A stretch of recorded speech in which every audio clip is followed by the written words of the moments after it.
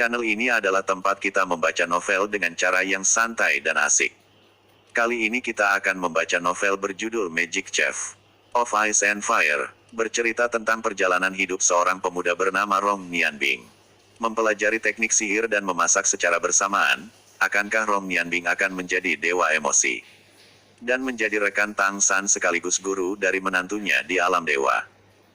Jika kalian suka novel ini jangan lupa tekan tombol subscribe ya, subscribe itu gratis loh, tidak akan mengurangi pulsa Anda. Terima kasih. Magic Chef of Ice and Fire. Bagian 1. Matahari seperti api, dan seorang lelaki jangkung. Bersemangat tinggi berjalan perlahan dengan seorang anak. Pria itu mengenakan jubah sihir merah panas, dan nyala api emas yang tersulam di dadanya mewakili identitas penyihir api. Rambut pirang panjang tersebar di belakang, dan wajah perunggu setajam pisau dan pahat. Namun, mata coklatnya dipenuhi dengan kesedihan. "Nak, apa kamu lelah?" Pria itu memandangi anak kecil di tangannya. Anak laki-laki itu hanya tinggi di pinggang seorang pria tinggi. Penampilannya mirip dengan seorang pria tinggi, tetapi wajahnya lebih lembut. Rambut pirang yang sama, meskipun muda, tampan dibandingkan dengan pria tinggi. Lebih menarik, dia memiliki sepasang mata biru, dan tubuhnya terlihat sedikit kurus, karena kelelahan, wajahnya pucat dan rambutnya kusut. Dengan kuat menggelengkan kepalanya, "Ayah, aku tidak lelah. Apakah kita akan melihat ibu? Aku merindukan ibu." Pria jangkung itu memandang ke atas dan memandang matahari di udara. Matahari yang menyilaukan sepertinya tidak berpengaruh padanya. "Ya, kita akan melihat ibu. Selama 10 tahun, kau sudah 10 tahun. Tetapi tidak ada tempat bagi kita untuk berada di tempat yang sama. Lagi pula, kali ini aku harus melihat ibumu, bahkan jika itu membayar harga kehidupan." Lagi pula, Nianbing masih muda, dan beberapa dari pandangannya yang tidak bisa dimengerti ayahnya. "Ayah, mengapa mereka tidak membiarkan kita melihat ibuku?" Pria jangkung itu mendengus dan sepertinya menyemprotkan api. Hei, mereka. Anakku, kamu masih muda. Ketika kamu dewasa, kamu akan mengerti. Untuk ibumu, ayah bisa memberikan segalanya. Namun, aku benar-benar tidak dapat menjagamu. Kamu masih sangat kecil, pergi ke desa di depan. Apakah kamu mau tinggal di sana dan menunggu ayah? "Tidak, ayah, aku ingin pergi mencari ibuku bersamamu. Ibu sudah menghentikanku. Apa kau tidak menginginkanku?" Aku melihat gulungan sihir es dan meraih tangan besar ayahku. Jangan-jangan dia harus pergi sendiri. Pria jangkung itu mengambil gulungan dari lengannya dan menyerahkannya ke Nianbing. "Ingat cara ayah mengajarimu mengarahkan gulungan sihir. Kamu bisa pergi bersamaku, tetapi pada saat yang kritis, kamu harus ingat untuk menggunakan gulungan ini. Ini akan membawamu ke tempat yang aman." Nianbing membaca gulungan sihir di tangannya, dan mengangguk anggun, berkata, "Ayah, aku tahu." Pria jangkung itu menghela nafas dan berkata, "Sayang sekali waktunya terlalu pendek. Bakatmu lebih baik dariku. Jika waktu memungkinkan aku untuk mengajarkan lebih banyak hal kepadamu, mungkin kau akan menjadi pesulap api paling hebat di seluruh benua. Tapi, aku tidak diizinkan menunggu lebih lama lagi. Jika kita tidak bisa sampai ke benteng es besok, kita tidak akan pernah melihat ibumu."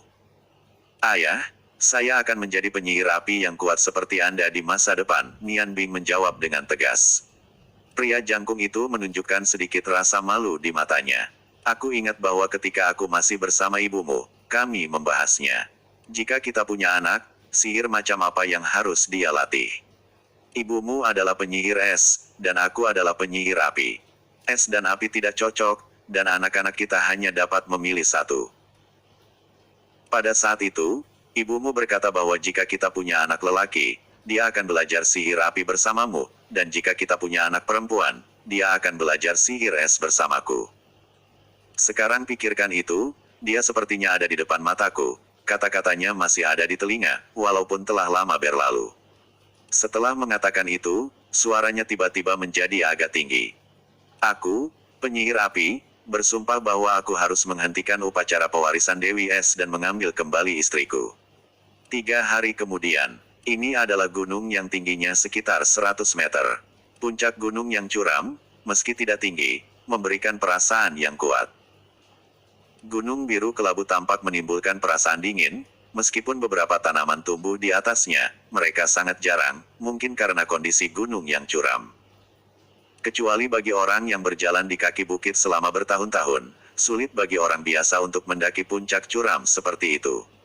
Di kaki puncak gunung, sebuah sungai besar mengalir dari selatan ke utara. Ini adalah induk sungai yang terkenal di Yangon, namanya Sungai Asur. Sungai ini dekat dengan 2/3 dari benua Yangon, dan hampir 2000 km panjangnya. Sumbernya berada di Provinsi Kutub Es paling utara. 60% dari wilayah provinsi ditutupi oleh gletser. Di musim panas 2 musim, gletser mencair dan bergabung ke Sungai Biru dan terus ke laut yang jauh. Sungai itu lebar, titik tersempit, selebar 100 meter, dan titik terlebar hingga beberapa kilometer lebarnya. Dinamai setelah aliran cepat air jernih di sungai. Ini telah menghasilkan beberapa negara dan puluhan orang di provinsi ini. Meskipun sesekali akan menyebabkan banjir, karena tata kelola negara yang tepat, orang-orang yang tinggal di sepanjang sungai dapat hidup damai dan nyaman dan hidup di tepi sungai. Puncak yang curam dan puncaknya hanya kurang dari 10 meter persegi. Tiba-tiba, ada cahaya merah di tanah, itu adalah titik cahaya. Titik-titik cahaya bergerak cepat, dan bintang berujung 6 merah diuraikan dalam sekejap mata. Suhu di bagian atas puncak naik tajam, dan di atas bintang berujung 6, riak-riak mirip air terjadi karena pembakaran. Riak-riak perlahan bergetar, lampu merah tiba-tiba tumbuh subur, dan unsur-unsur magis di sekitarnya tampak menjerit riang. Dalam fluktuasi unsur yang kuat, sosok abu-abu muncul dengan tenang. Seseorang keluar dari susunan magis merah yang berapi-api dan hampir jatuh ke tanah. Itu adalah seorang anak yang tampak seperti remaja. Dia persis seperti anak yang ingin menemukan kerabatnya dengan ayahnya 3 hari yang lalu. Wajah kecil yang tampan menunjukkan tampang kelelahan. Rambut pirang pendeknya tampak agak berantakan, kakinya lembut, dan bagian bawah bokong jatuh ke tanah, bernafas dengan mulut besar. Ayah, ibu, mengapa ini? Air mata mengalir di wajahnya, rasa sakit kehilangan kerabat dekat, tidak peduli siapa saja hal ini sangat sulit ditanggung. Belum lagi bahwa ia hanya seorang anak yang baru berusia 10 tahun. Setelah menangis sebentar, Nian Bing yang sangat kelelahan meringkuk di atas batu di puncak gunung, dan tertidur. Saat ini, Nian Bing bingung akan masa depannya. Dia tidak tahu apa yang harus dia lakukan. Cahaya biru dan merah yang samar melintas di lengannya, dan awan api di sekitarnya dan elemen es dengan cepat mengembun ke tubuh mudanya. Saya tidak tahu berapa lama, guncangan dan rasa sakit yang hebat membuat Nian Bing bangun dari tidur, dan 3 sosok ramping berdiri di depannya, dan rasa sakit yang hebat di dadanya membuatnya batuk. Darah mengalir keluar dari sudut mulutnya. Ada cetakan sepatu dengan jelas di dadanya. Ketiga lelaki itu semua mengenakan jubah sihir biru, dan rambut panjangnya yang biru tampak menyatu menjadi satu, seolah-olah tubuh mereka menyatu dengan es, memberi orang perasaan dingin yang tak terkatakan. Melihat ketiganya, mereka berusia sekitar 3 atau 40 tahun, satu orang di tengah, pada dada kiri jubah ajaibnya, disulam dengan 3 kepingan salju yang diukir dengan spar biru seukuran kuku, diikuti olehnya di kedua sisi. Ini menunjukkan kelasnya. Dan 2 lainnya, hanya 1. Gerakan sesaat berbasis api dari gulungan arai sihir. Sayangnya, itu digunakan oleh seorang anak, meninggalkan napas terlalu jelas, pendeta penyihir es ini berkata dengan samar. Melihat ketiga orang ini, wajah tampan Xiao Bing tiba-tiba menjadi terdistorsi. Kamu, ini adalah kalian yang jahat.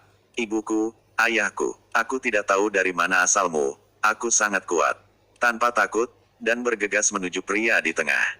Pada titik ini, ia telah lupa bahwa ia hanya seorang penyihir junior. Dalam dorongan hatinya, hanya ada naluri.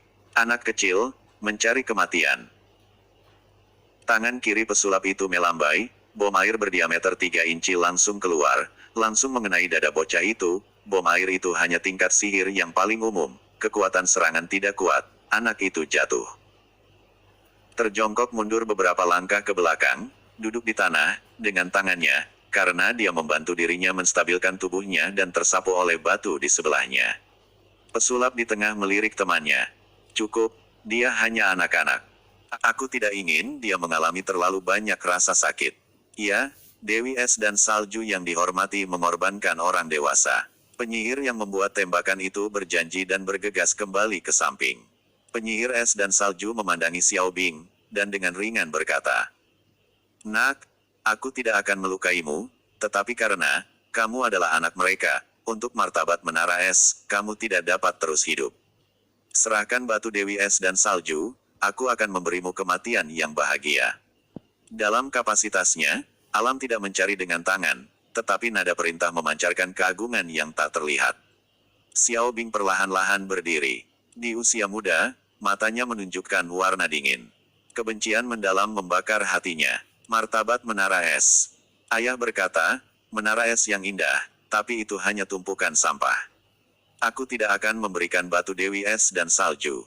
Jangan bermimpi, aku tidak akan memberikannya padamu walau aku mati. Karena batu ini diberikan ibuku kepadaku. Kalian semua mati. Tanpa peringatan, kedua tinju Xiao Bing bersamaan berayun ke depan, kiri merah dan kanan biru. Dua sinar cahaya dengan napas berbeda menyerang ketiga penyihir es dan salju di depannya. Itu adalah bola api dan bola es. Hanya sihir tingkat 1. Tidak perlu membacakan mantra untuk menggunakan sihir ini. Es dan api muncul pada saat yang sama. Ini adalah hasil yang dia tidak harapkan. Ketiga penyihir es dan salju, dengan cepat mengucapkan beberapa mantra sederhana. Dinding air yang lembut muncul dari udara yang tipis, dan air bertabrakan dengan api untuk menghasilkan kabut air. Saat ingin mencoba lagi, Xiao Bing menyadari energi sihirnya habis. Tubuh mudanya jatuh dari puncak, dan tidak ada keraguan saat dia melompat dari tebing. Sosok itu terjun ke sungai yang deras, hanya memercikkan riak yang samar. Suara Nian Bing masih bergema di telinga tiga penyihir es dan salju, dan mereka akhirnya mengerti bahwa Xiao Bing pergi dan tidak meninggalkan batu Dewi Es dan Salju. Penyihir es dan salju maju beberapa langkah ke depan dan berjalan ke tepi tebing, mendesah. Anak yang baik dan kuat. Anak itu mengorbankan dirinya, bagaimana mungkin? Berapa usianya? Bagaimana mungkin ada dua jenis sihir secara instan? Dan itu masih merupakan keajaiban konflik. Penyihir es dan salju di sebelah kiri memandangi sungai deras di bawah. Penyihir es dan salju acuh tak acuh. Itu bukan karena mana yang tinggi, tetapi karena ia tidak hanya memiliki batu Dewi Es dari penguasa es, tetapi juga batu Dewa Api dari surga. Meskipun dua batu berharga ini tidak berlaku bagi mereka. Namun, dua sihir es dan api yang digunakan pada saat yang sama tampaknya tidak saling bertentangan. Ini membuat saya benar-benar tidak mengerti. Anak ini memiliki bakat sihir yang sangat tinggi. Penyihir di sebelah kanan dengan benci berkata, "Sayangnya, kita tidak memiliki cukup sihir untuk membekukan sungai yang deras, kalau tidak kita bisa mendapatkan dua permata ini. Penguasa es dan salju mengorbankan orang dewasa, bagaimana dengan misi kita? Lebih baik untuk mencarinya secara langsung." Pemimpin penyihir es dan salju memandangnya dengan dingin, membuat penyihir lainnya berpikir, dan tidak pernah berani mengatakan apa-apa lagi. Ingat, berlatih sihir harus dipupuk terlebih dahulu. Tanpa hati yang tenang, kemampuan sihirmu tidak akan pernah bisa mencapai tingkat superior. Misi ini berakhir dengan kegagalan. Semua tanggung jawab, aku akan menanggungnya. Mari kita kembali. Saat sampai di istana Dewi Es dan Salju, pemimpin dari tiga penyihir es melaporkan kegagalannya. Dengan penuh kecewa Dewi Es dan Salju marah. Pergi. Dewi Es dan Salju mengusir ketiganya, dan memberikan hukuman sesuai tingkatannya. Keesokan harinya, Caji pergi dari hutan bunga persik ke sungai Aking dan melirik jaring ikan di tangannya. Dia berkata pada dirinya sendiri, tingkatkan dan perbaiki hidupmu. Makanlah sayuran hijau setiap hari. Bahkan jika itu enak, tubuh tetap butuh nutrisi. Untuk memelihara tubuh lama ini, udara segar sedikit lembab, bernafas di hidung, membuatnya merasa sangat nyaman. Tahun ini, Caji yang berusia 57 tahun telah tinggal di sini selama 10 tahun, dan ia akrab dengan segala sesuatu di sekitarnya. Hanya duduk dan memeriksa tubuh, jaring ikan tiba-tiba mengenai sesuatu, matanya terbuja dengan cahaya menyala. Itu tidak akan seberuntung itu. Biasanya, itu akan memakan waktu. Trak, patah. Mengapa bukan ikan, jaring ikanku yang malang? Ketika matanya jatuh ke sungai, ia melihat sepotong kayu. Kayu itu tidak besar, panjangnya sekitar 1 meter, saya khawatir jaring ikan ini harus dibuang. Belum sempat mendesah nasib buruknya, pria ini melihat ada sepasang lengan ramping di kayu, ada orang di sungai. Dengan cepat, ia membungkus barisan ikan di sisinya dan berjalan ke tempat yang lebih jauh di pantai dengan kekuatan kakinya, ia membawa orang tersebut. Tidak, Nian Bing terkejut dan duduk, terengah-engah dengan mulut besar. Ada tatapan mencurigakan di matanya. Terdengar suara burung dengan jelas, dan cahaya lembut menyinari Nian Bing, membawa sedikit kehangatan. Menggelengkan kepalanya keras, pikirannya sedikit stabil. Dari perasaan hangat, dia tahu bahwa dia masih pusing. Detak jantung berangsur-angsur menjadi tenang dan semakin rileks. Ini sepertinya rumah kayu, selain tempat tidur tempat saya tinggal, kelihatannya tidak ada perabotan berlebihan di sekitarnya. Ada banyak debu di rumah, yang jelas tidak sering dibersihkan. Kamu sudah bangun. Suara lelah terdengar, pintu kayu terbuka dengan suara berderit, dan seorang pria datang dari luar. Dengan kesakitan Nian Bing bertanya, "Kamu, siapa kamu? Penyelamatmu?" Caji pergi ke tempat tidur dan duduk. Dia meletakkan mangkuk di tangannya di atas meja kayu di sebelahnya, tersenyum dan melihat Nian Bing, dan di dalam hatinya berkata, "Seorang anak yang baik." Dalam benak Nian Bing, dia ingat semua yang terjadi dalam beberapa hari terakhir. Nian Bing kaget dengan seluruh tubuh ini. Tanpa sadar dia meraba seluruh tubuh. Batu Dewi Es dan batu Dewa Api masih ada. Ini membuatnya lega dan mencoba bertanya, "Ya, Anda menyelamatkan saya." Petik 2. Ketika dia berbicara, dia melihat pria tua di depannya. Rambut hitam yang sudah putih, serta keriput menunjukkan keadaan dan senyum di wajahnya. Penampilannya sangat biasa. "Saya menerima begitu saja. Tentu saja saya, siapa lagi menurut Anda? Anda beruntung dapat berpegangan pada kayu. Apakah Anda tahu sangat sulit menyelamatkan Anda? Sangat melelahkan. Saya seorang lelaki tua. Si kecil, saya punya sesuatu untuk dimakan. Kayu rusak Anda telah menghancurkan jaring ikan saya, dan sekarang hanya bubur hijau yang dapat dimakan." Dalam keterkejutan sebelumnya, saya tidak merasakan kondisi tubuh saya. Pada saat ini, saya memeriksanya dan memberikannya makanan. Baru kemudian saya sadar bahwa saya sangat lapar. Pada saat itu, setelah dia melompat ke Sungai Azure, rasa sakit parah yang disebabkan oleh tamparan air membuatnya pingsan, dan tangannya tertangkap, dia bahkan menangkap sepotong kayu secara ajaib setelah terseret ratusan meter. Biarkan dia memegang kayu. Ia juga dianggap beruntung, karena Sungai Azure sangat luas dan tidak ada batu karang yang menonjol, dan diselamatkan setelah mengenai jaring ikan caji. Dia menatapnya dengan sedikit kebijaksanaan, dan dia mengakhiri mangkuk bubur tanpa aroma. Ketika dia melihat situasi di dalam mangkuk, dia tidak bisa tidak menjilatnya. Bubur putih itu tampak sangat lengket. Kelihatannya bercahaya dengan cahaya samar. Sayuran hijau tidak berukuran merata, tetapi mereka tersebar di bubur putih. Di antara mereka, sepertinya aku bisa merasakan vitalitas kehidupan yang terkandung di dalamnya. Hal ini dekat dengan semangkuk bubur, yang memancarkan aroma samar, sehingga Nian Bing tidak bisa membantu tetapi bergerak. Dari mana dia bisa tahu bahwa, yang awalnya semangkuk bubur sayur biasa, ternyata adalah bubur batu giok putih yang sangat terkenal, bukanlah sesuatu yang biasa dimakan orang, kuncinya bukanlah bahannya, tetapi metode memasaknya.